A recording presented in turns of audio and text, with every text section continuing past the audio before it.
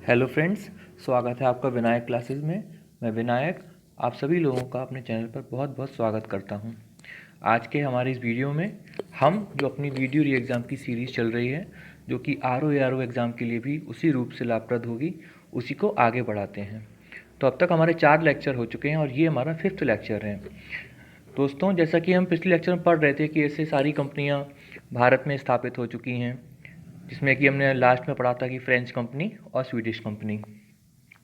तो अब क्या होता है, बीच बीच में हम ये देख रहे थे कि कई बादशाह आ रहे थे। मैं आपसे कह रहा था कि 1707 में औरंगजेब की मृत्यु हो जाती है, उसके बाद फिर ये उत्तर मुगल काल शुरू होता है। तो अब ये बादशाह जो है बीच बीच में बार बार आ रहे हैं। तो आप लोग सोच रहे होंगे कि पता नहीं मतलब कैसे, कौन सा बादशाह कब आ रहा है, कौन सा घटना हो रही है। तो इसलिए मैंने सोचा कि बंगाल के नवाब से पहले मैं आपको उत्तर मुगल काल पढ़ा दूं, जिससे कि आपको दिक्कत ना हो। ठीक है, आज से तो इसलिए हम इस लेक्चर में हम उत्तर मुगल काल का अध्ययन करेंगे। तो उत्तर मुगल काल क्या होता है कि जैसे हमने देखा औरंगजेब की मृत्यु 1707। तो आप कहेंगे कि ये उत्तर मुगल काल क्यों कह रहे हैं औरंगजेब, और ये भी तो मुगल ही हैं। जैसे और जो ग्रेटर मुगल्स थे, बृहत मुगल जो थे, जैसे औरंगजेब तक, जो कि बाबर के समय से शुरू हुआ था मुगल काल 1526। तो वो जो थे वो बहुत शक्तिशाली थे, मतलब उनकी बहुत ज़्यादा पकड़ थी अपने राज्य में, अपने मतलब जो उनके वजीर थे। लेकिन इसमें क्या होता है, उत्तर मुगल काल में जो इसमें बादशाह बनते हैं वो ज़्यादातर वजीरों के इशारे पर बनते हैं। जो वजीर चाहता है वो उनसे करवाता है। यहाँ तक कि वजीर जो होते हैं बादशाह की आंखें तक निकलवा लेते हैं। इतने ज़्यादा मतलब ये वजीर का पद जो होता है इतना महत्वपूर्ण हो जाता है। तो इसीलिए तो इसमें इसमें मुगल थे, जो मुगल बादशाह थे, वो इतने अच्छी तरह मतलब अपने आप को पेश नहीं कर पा रहे थे जैसा कि जो पहले के मुगल थे। चलो मैं आपको पहली बार एकदम नाम गिना देता हूँ कि कौन कौन से मुगल बादशाह पहले हुए थे। देखिए, उसको आप जानते होंगे, बाबर 1526, वही संस्थापक थे मुगल वंश के भारत में, मध्यकालीन भारत में। बाबर के बाद उनके पुत्र आते हैं हुमायूं, हुमायूं के बाद अकबर, अकबर के बाद जहांगीर, जहांगीर के बाद शाहजहां, और शाहजहां के बाद औरंगजेब। औरंगजेब के बाद जो भी मुगल आए उन्हीं को हम उत्तर मुगल काल में पढ़ते हैं। तो उत्तर मुगल काल में सबसे पहले शासक जो आते हैं उनका नाम था मुअज्जम। मुअज्जम इनका मूल नाम था, और इनकी कुछ उपाधियाँ मिली थी इनको, शाह आलम फर्स्ट, बहादुर शाह फर्स्ट, ठीक। और इनका एक निक नेम था शाह बेखबर। तो ये शाह बेखबर क्यों कहलाते थे, ये इसलिए कहलाते थे क्योंकि जो राजपाट जो उनको, इनको बादशाह का काम होता है कि अपने राजपाट को पहले ध्यान रखना, क्या चल रहा है उसकी खबर रखना। लेकिन ये अपने राजपाट की खबर ना रख के बाकी सब चीज़ें खबर रखते थे, तो इसीलिए इनको शाह बेखबर कहा गया। तो इतना ज़्यादा इंपॉर्टेंट नहीं है इनके बारे में कुछ, बस इतना ही था। जहांदार दूसरे नंबर पे जो बादशाह बनते हैं वो थे जहांदार शाह। तो जहांदार शाह जो थे, इनका एक निकनेम है लंपट मूर्ख, ठीक। तो आपको सिर्फ निकनेम याद रखना है, और बस ये याद रखिएगा कि एक जुल्फ़िकार खां, एक वो मतलब ये वजीर बनाए गए बाद में, लेकिन जुल्फ़िकार खां एक अधिकारी थे, तो उनकी मदद से जहांदार शाह जो थे ये बादशाह बने थे। तो इसीलिए फिर इनको वजीरी बनाया गया। तो ये होता क्या है कि लेटर मुगल में जो आगे बड़ी बड़ी घटनाएं हैं वो आगे आएंगी, लेकिन जो छोटी घटनाएं हैं वो क्या होता है, क्वेश्चन ये आता है कि किसकी उपाधि क्या थी, किसका निकनेम जैसे क्या था, शाह बेखबर किसका था, लंपट मूर्ख किसका था। आगे हम पढ़ेंगे रंगीला आएंगे। रंगीला क्या बहुत इंपॉर्टेंट है, वो बहुत इंपॉर्टेंट माना जाता है। तो जहांदार शाह तक हमारा हो चुका। जहांदार शाह के बाद आते हैं फर्रुखशियर। फर्रुखशियर का निकनेम जो था वो घृणित कायर था। और फर्रुखशियर के समय अब यहाँ से थोड़ा इंपॉर्टेंट शुरू होता है हमारा। तो फर्रुखशियर में क्या क्या था, 1717 में इन्होंने फरमान जारी किया था। मैंने आपको पढ़ाया था ये, जब मैं आपको ब्रिटिश ईस्ट इंडिया कंपनी पढ़ा रहा था, तो उसमें आपको मैंने 1717 का फरमान पढ़ाया था, जिसको कंपनी का मैग्ना कार्टा भी कहा गया था, ठीक। तो अब वो हम नहीं पढ़ेंगे, आपको बता दिया मैंने।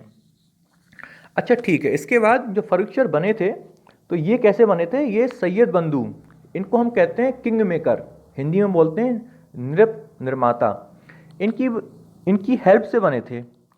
तो आपने मॉडर्न इंडिया में पढ़ा होगा अली बंधु, तो मैंने इसलिए उसको यहाँ लिख दिया ब्रैकेट में कि जिससे आप कंफ्यूज ना हो।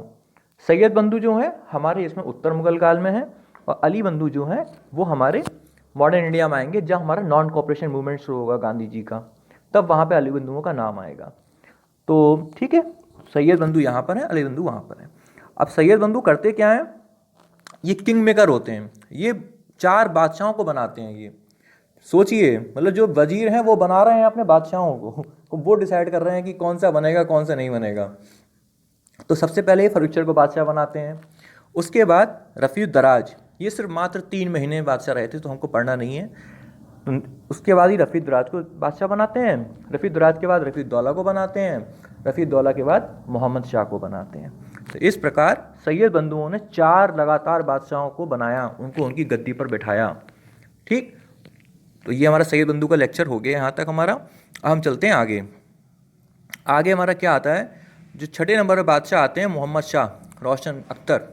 इनको भी उन्होंने ही बनाया था सैयद बंधुओं ने। सैयद बंधुओं ने इनको गद्दी पर बिठाया और इन्होंने ही सैयद बंधुओं को मरवा दिया। किन्होंने? रंगीला ने। ठीक है, तो ये रंगीला बहुत इंपॉर्टेंट है, आपको यहीं से बहुत ज़्यादा इंपॉर्टेंट सोच लीजिए, पढ़ाई शुरू हो गई आपकी यहाँ पे। तो रंगीला के आते क्या होता है, ये पहले बादशाह थे जिन्होंने उर्दू को संरक्षण दिया। आप कह रहे होंगे उर्दू भाषा तो पहले से चली आ रही है, पहले से चली तो आ रही है, ठीक है, लेकिन उसको संरक्षण दिया, राजकीय संरक्षण दिया, वो इन्होंने दिया। ये क्वेश्चन खूब आता है एग्जाम में। और ये क्या करते थे, दरबार में जिनका दरबार चल रहा होता था तो ये नग्न अवस्था में आ जाते थे, बिना कपड़ों के। ये क्वेश्चन भी खूब पूछा जाता है एग्जाम के अंदर। और इम्पोर्टेंट सुनिए, नादिर शाह का आक्रमण हो जाता है 1739 में, क्योंकि इनका टाइम पीरियड जो था, मोहम्मद शाह रंगीला का टाइम पीरियड था 1719 से लेकर 1748। तो नादिर शाह का आक्रमण 1739 में हुआ, तो इसका मतलब इन्हीं के टाइम में हुआ। और नादिर शाह जो था ईरान का फारस का था, और इसको फारस का या ईरान का नेपोलियन भी कहा जाता है। ये लड़ने भिड़ने में बहुत तेज़ था। तो नादिर शाह का आक्रमण हो गया और नादिर शाह यहाँ से मोहम्मद शाह रंगीला का मयूर सिंहासन और कोहिनूर हीरा लेकर चला गया। मयूर सिंहासन किसने बनाया था? ये शाहजहाँ ने बनवाया था, बड़े शौक। शाहजहाँ को पता ही है, ताजमहल वाले, लाल किले वाले। लाल किला दिल्ली का, आगरा का नहीं। ठीक है, ये भी कंफ्यूज करता है कि लाल किला तो भैया, जैसे लाल किला का नाम आया लोग कहते हैं कि भैया वो तो उन्होंने बनवाया था, शाहजहाँ ने। तो शाहजहाँ ने दिल्ली वाला बनवाया था, आगरा वाला नहीं। तो हम पढ़ेंगे, उसको पढ़ेंगे, जो हम मुगल वंश पढ़ेंगे उसको ही पढ़ेंगे हम। तो जो मयूर सिंहासन शाहजहाँ ने बनवाया था, तख्ते ताउस भी बोलते थे उसको। ये क्वेश्चन खूब आता है कि तख्ते ताउस या मयूर सिंहासन को और कोहिनूर हीरे को कौन ले गया? तो नादिर शाह ले गया। और किसके टाइम पीरियड में था? तो रंगीला के टाइम पीरियड में। एक क्वेश्चन और बनता है, अगर आप दिमाग लगा के सोचें तो एक क्वेश्चन और बनेगा कि ऐसा कौन सा मुगल बादशाह था जो आखिरी बार मयूर सिंहासन पर या तख्ते ताउस पर बैठा? तो वो यही रंगीला थे। ठीक है, और रंगीला के समय एक और भी महत्वपूर्ण घटना हुई। क्या हुई? अब ये जो मुगल बादशाह थे ये कमज़ोर होने लगे थे, तो इनकी स्थिति का लाभ उठा के जो और राज्य थे छोटे छोटे, वो स्वतंत्र होने लगे, जिसमें कि बंगाल का नाम आता है, अवध का नाम आता है, हैदराबाद का नाम आता है। कभी कभी क्या होता है, टाइम पीरियड लगाने के लिए आ जाता है कि कौन सा पहले हुआ कौन सा बाद में हुआ। तो बंगाल हुआ था 1717 में, मैं लिखा नहीं इसमें लेकिन मैं आपको बता दे रहा हूँ। बंगाल हुआ था 1717 में, और उसके संस्थापक जो थे मुर्शिद कुली खां थे। ठीक, फिर अवध आते हैं। अवध 1722 में आज़ाद हो जाता है, मतलब स्वतंत्र हो जाता है ये बादशाहों से। तो अवध होता है 1722 में, और किसके अंडर में होता है? सादत खां के नेतृत्व में। सादत खां कहिए या बुरहानुल मुल्क कहिए, इनके नेतृत्व में होता है। फिर हैदराबाद भी हो जाता है 1724 में। ये किसके अंडर में होता है? निजामुल मुल्क कहिए या आसफ जहाँ कहिए या चिंगकिलिश खां कहिए। हैदराबाद के संस्थापक का नाम खूब पूछा जाता है, हैदराबाद के, अवध के, बंगाल के भी पूछ लेते हैं। तो आप इन तीनों का खूब अच्छी से याद रखिएगा। देखिए, मैं आपको ज़्यादा नहीं कह रहा हूँ कि ये सब याद रखने को, जो बहुत इंपॉर्टेंट है, हर एग्जाम में पूछा जाता है, उसी के लिए मैं कह रहा हूँ कि आप याद रखिएगा। तो हैदराबाद के संस्थापक निजामुल मुल्क या आसफ जहाँ या चिंगकिलिश खां, तीनों नाम इन्हीं के एक ही नाम हैं। ठीक है, और बंगाल के कौन थे? मुर्शिद कुली खां। अवध के कौन थे? सादत खां या बुरहानुल मुल्क। ठीक है, स्वतंत्र राज्यों की स्थापना हो गई। अब जो हमारा उत्तर मुगल काल है ये कमज़ोर होता जा रहा है, बादशाह कमज़ोर होते चले जा रहे हैं। फिर इसके बाद में मोहम्मद शाह रंगीला के बाद में एक टाइम आता है अहमद शाह बादशाह बनते हैं।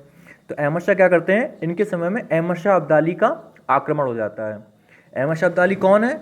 ये जो नादिर शाह आया था रंगीला के टाइम पे ईरान से, उन्हीं के वहाँ पे जब आगे पीढ़ी बढ़ती है तो अब्दाली, नादिर शाह की जगह अब्दाली आ जाते हैं, अहमद शाह अब्दाली। तो अहमद शाह अब्दाली आगे चलते हैं। जब अहमद शाह देखते हैं कि नादिर शाह ने बहुत सारा धन ले गए थे, जब नादिर शाह ने आक्रमण किया था रंगीला के समय, तो नादिर शाह ने बहुत सारा धन ले गए थे, उठा के तख्त ताउस ले गए थे, बता चुका हूँ मैं आपको अभी। तो फिर जब नादिर शाह के बाद वहाँ ईरान में अहमद शाह अब्दाली बनते हैं, तो फिर ये भी देखते हैं कि हम भी चलें इंडिया में लूट कर लाते हैं। ठीक, तो ये भी इंडिया में आते हैं, खूब आक्रमण करते हैं। लेकिन पहला आक्रमण जो होता है वो बादशाह अहमद शाह के टाइम पे होता है इनका। ठीक, कोई दिक्कत तो नहीं? अगर कोई हो तो कमेंट्स में आप ज़रूर पूछिएगा। तो अब हम आगे चलते हैं। फिर एक बादशाह अहमद शाह के बाद जो बादशाह बनते हैं वो बनते हैं आलमगीर द्वितीय। इनका टाइम पीरियड होता है 1754 से लेकर 1759। इन्हीं के समय में प्लासी का युद्ध होता है, क्योंकि प्लासी का युद्ध 1757 में होता है, तो प्लासी का युद्ध इन्हीं के समय में होता है। क्वेश्चन यही आता है इनके इसमें कि भैया प्लासी का युद्ध किस बादशाह के समय हुआ था, तो उसमें आलमगीर सेकेंड थे। बस इतना याद रखना है आपको। अब हम आगे चलते हैं। अब क्या हुआ? अब हुआ टाइम पीरियड शाह आलम द्वितीय का। ये बहुत इंपॉर्टेंट है। रंगीला के बाद जो इंपॉर्टेंट है वो शाह आलम द्वितीय हैं। अब ये क्या करेंगे? इनका टाइम पीरियड था 1759 से लेकर 1806 का। बक्सर का युद्ध हो चुका। अब बक्सर का युद्ध इन्हीं के टाइम में होगा। प्लासी का युद्ध हो चुका, बक्सर का युद्ध इनके टाइम में होगा 1764 में। इन्हीं के टाइम पे इलाहाबाद की संधियाँ होंगी। इलाहाबाद की 2 संधियाँ होती हैं। जैसे हमने 1765 में इलाहाबाद की संधियाँ पढ़ेंगे, तो इलाहाबाद की 2 संधियाँ होती हैं, पहली और दूसरी। जो पहली वाली होती है वो अंग्रेज़ों के और इन्हीं बादशाह के बीच में होती है। कौन से बादशाह? शाह आलम द्वितीय। और जो दूसरी वाली संधि होती है इलाहाबाद की, वो होती है 16 अगस्त को। दोनों संधियों में 4 दिन का अंतर होता है। जो पहली संधि है वो 12 अगस्त को होती है 1765, और दूसरी संधि 16 अगस्त 1765 को। ये दूसरी संधि जो होती है ये भी अंग्रेज करते हैं। अंग्रेजों में कौन? क्लाइव। क्लाइव हम आगे जाके पढ़ेंगे अभी। तो क्लाइव जो है, क्लाइव की होती है किससे? ये होती है अवध के नवाब के साथ, क्योंकि अवध के नवाब ने साथ दिया था बक्सर के युद्ध में। ठीक है, बादशाह का। तो अवध के नवाब के साथ ये संधि की जाती है। इसमें अवध के नवाब से 50 लाख हर्जाना लिया जाता है, और ये कहा जाता है कि अब अवध में जो ब्रिटिश लोग हैं मुक्त व्यापार करेंगे, कोई टैक्स नहीं देंगे अवध में। और जो एक ब्रिटिश रेजिडेंट रहेगा, कहाँ पे? अवध में रहेगा, और नवाब के खर्चे पे ही रहेगा। अवध का नवाब खर्चा करेगा, और रहेगा कौन? British resident. माना जाता है कि यहीं से सहायक संधि की शुरुआत हो गई थी। हम आगे जाके पढ़ेंगे सहायक संधि क्या है, लेकिन माना जाता है एक तरीके से ये सहायक संधि की शुरुआत थी इंडिया के अंदर। ठीक है, तो इलाहाबाद की पहली संधि हमने पढ़ ली, इलाहाबाद की दूसरी संधि हमने पढ़ ली। अब ये हमारे शाह आलम द्वितीय का टाइम पीरियड हो गया। एक घटना और होती है शाह आलम द्वितीय के टाइम में, पानीपत का तृतीय युद्ध होता है। और कन्फ्यूज़न क्या होती है, ये क्वेश्चन खूब आता है, मतलब ये बेसिक क्वेश्चन है, आना चाहिए, लेकिन थोड़ा ये कंफ्यूज करता है बच्चों को। बच्चों ने पढ़ा होता है पानीपत का युद्ध। पानीपत का युद्ध तो मुगलों का हुआ था, जिसमें बाबर ने हरा दिया था लोधी वंश को। फिर पानीपत का पहला युद्ध, पानीपत का पहले युद्ध में क्या हुआ था कि बाबर ने हराया था लोधी वंश को।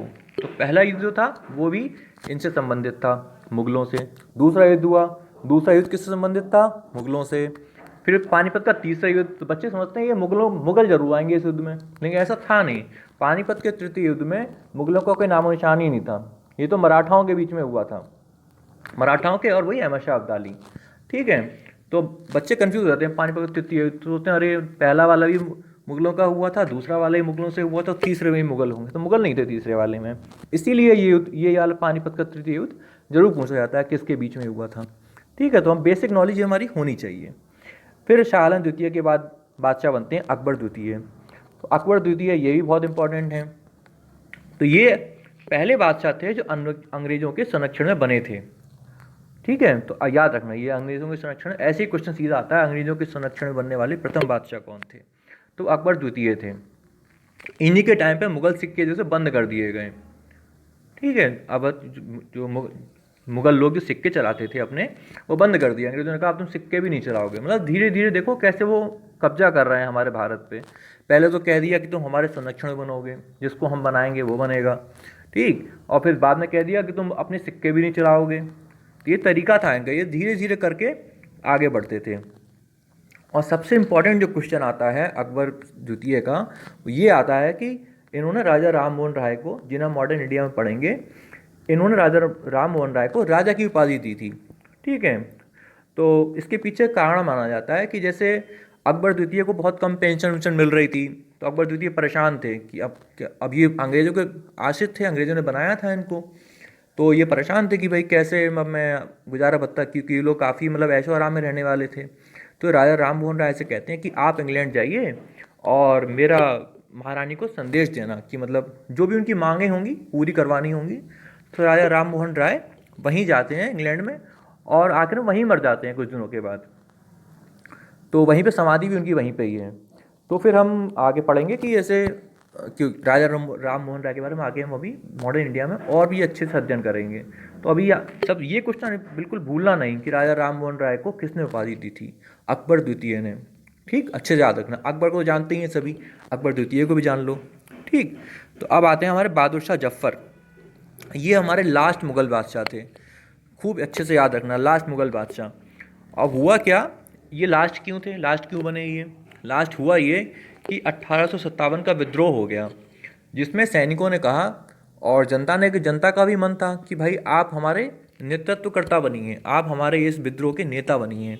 देखिए, कोई भी विद्रोह होता है, कोई भी घटना होती है, तो एक अगर उसमें सफल नेतृत्व करने वाला हो तो ये उसको ज़्यादा अच्छा माना जाता है। तो इसीलिए जनता ने सोचा किसको नेता बनाए, तो उन्होंने सोचा बादशाह से अच्छा कौन हो सकता है।